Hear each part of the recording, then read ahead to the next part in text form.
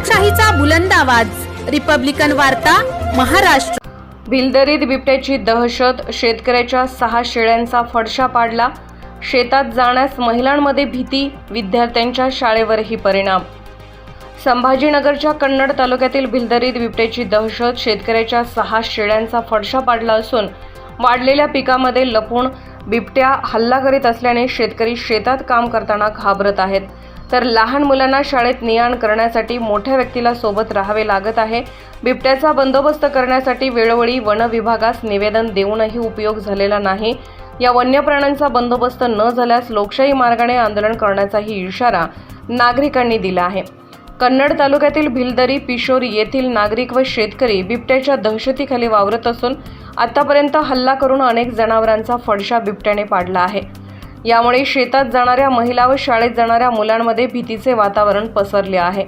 पिशोर नजीक डोंगराच्या कुशीत वसलेले भिलदरी गाव असून अनेक शेतकरी शेतात राहतात। शेतीला जोडधंदा म्हणून दुग्ध व्यवसाय करीत असल्याने प्रत्येक शेतकऱ्याकडे गाय, म्हैस, शेळ्या पाळलेल्या आहेत, परंतु गेल्या काही दिवसांपासून बिबट्याने शेतवस्तीकडे मोर्चा वळवल्याने शेतकऱ्यांमध्ये भीतीचे वातावरण निर्माण झाले आहे।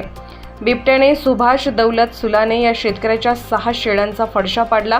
वन विभागाच्या वतीने सदरील घटनेचा पंचनामा करून अहवाल वरिष्ठांना सादर करण्यात आला आहे। यापूर्वी चुन्नीलाल कायटे, अर्जुन सिंगल, गोकुळ वैष्णव, हुसेन शहा यांच्या शेळ्या तर केसरसिंग सिंगल यांच्या म्हशीला बिबट्याने आपले भक्ष्य बनवले आहे।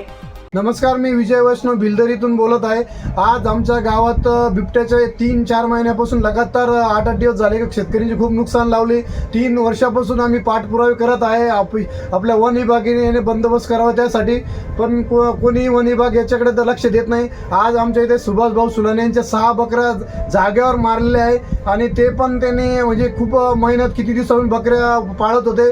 त्यांच्या मुलीच्या लग्नासाठी ते बकऱ्या हे करत होते, कारण की शेतात माल डुकरांनी खूप नुकसान केले आणि वेळेवर माल नसल्यामुळे त्यांनी एक आधार म्हणून बकऱ्याचा सहारा होता, पण ते बकऱ्या पण आता पूर्ण टोटल गेलेले आहे। ते शेतकरी आता खूप संकटात आहे, त्यांच्याकडून माहिती घेऊ। नमस्कार दादा, आपलं नाव सांगा।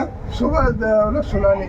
कुठे झाली ही घटना तुमची बकऱ्याची? माळावर झाली आहे। किती नुकसान झालं तुमचं? किती बकऱ्या होत्या? 6 बकऱ्या होत्या। 6 बकऱ्या पूर्ण टोटल जागेवर मारल्या का? हा, तुम्ही तिथेच होते का? तिथेच होतो मी, जवळच। तुम्ही ते बिबट्याला जेव्हा मारलं त्यावेळेस तुमची त्याच्यावर हे केलं, पण तरी त्याने सोडली नाही ते बकऱ्या? नाही सोडली त्याने। किती 2-4 होते का ते?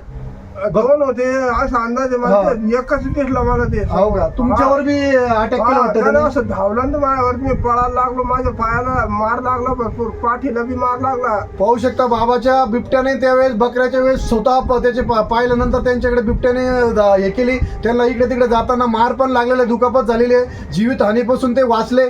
वन विभागाला वारंवार आम्ही निवेदन देत आहे, कारण की आता यांच्यावर घटना झाली, याच्यानंतर कोणावर जीवितहानी झाली तर वन विभाग जबाबदार राहील याची काळजी घ्यावी, कारण की आम्ही वारंवार वन विभागाला आम्ही लेटर देत आहे।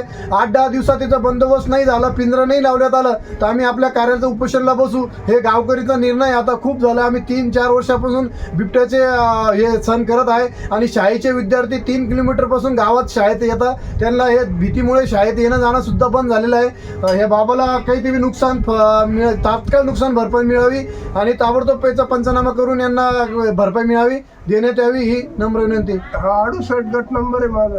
68 गट नंबर मध्ये घटना झाली यांची। ओके, धन्यवाद। रिपब्लिकन वार्ता, महाराष्ट्र न्यूजसाठी कन्नड प्रतिनिधी मिलिंद कुमार लांडगे, छत्रपती संभाजीनगर।